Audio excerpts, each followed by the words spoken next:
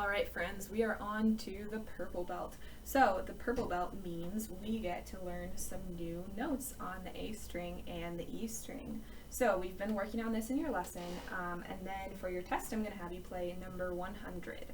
So remember, we can always use our 3 steps to go through and practice before you play it for your test. So the first step would be to say the note names or the finger numbers. I'm going to start with the finger numbers because that's kind of the hard thing, and then I'll do note names after that.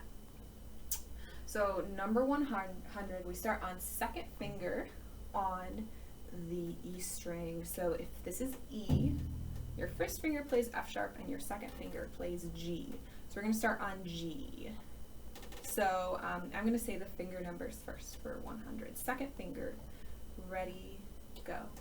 2, 1, 2, 1, open, open A, open 2, open 2, 1, 1, open D, open 1, open 1, 2, 2, open D, open 2, 1, open 2, 2. So one of the biggest differences about the A string and the E string is that instead of using our 4th finger, we're going to use 2nd finger. So no 4th fingers, just open 1 and 2 on these strings for now. And that's an important thing to remember. And watch out for skips in this song. That's kind of the tricky thing. That's kind of why I chose it. So watch out for those skips between fingers. This time I'm going to play it and I'm going to say the note names. If you notice at the end, we have something you might recognize. We start on D and we play every single note down to G without skipping any. It's a mini scale. It's not a full scale, but it's just a 5-note scale. So that'll help you out if you know that when you get to those last 2 measures. So here's number 100. I'm going to play and say the note names. You can just say the note letter names if you want. So starting on G, and then we skip up to B. Ready, go. G, B, G, B, open A, A, A, C, B, B, open D, D, B, D, B, C, C, open D, D, C, B, A, G, G. So my bass is a little bit rattly. Hopefully your bass at home isn't that rattly. Let's see, once you say the note names, our second step would be to play a pizzicato. I just did that for you twice. Don't skip over that step, but since I was playing a pizzicato already, I'm going to move on to the bow. So make sure to do those 2 steps, then have your beautiful bow hold ready.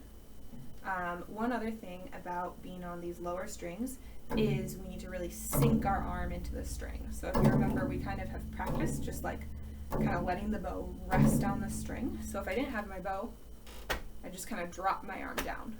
Now when you use the bow, don't do that, right?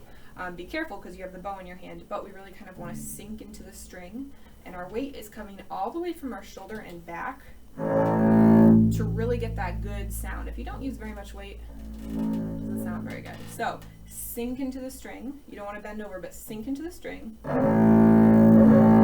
And see how loud you can play. Another good exercise would be to wiggle the string back and forth.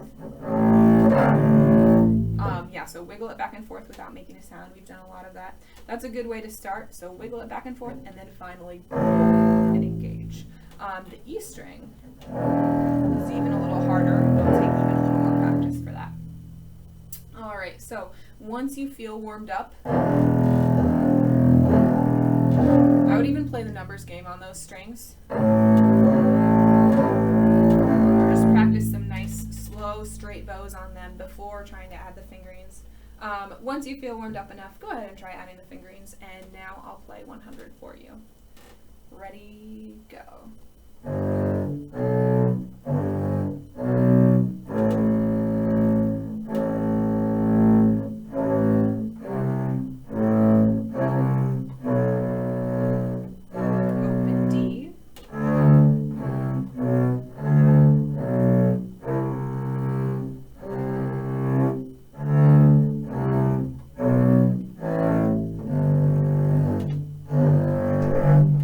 So make sure to get that nice bow pressure, and we even have to roll all the way up to the D string and still have a nice tone on the D string as well. So have fun with the new notes and happy practicing.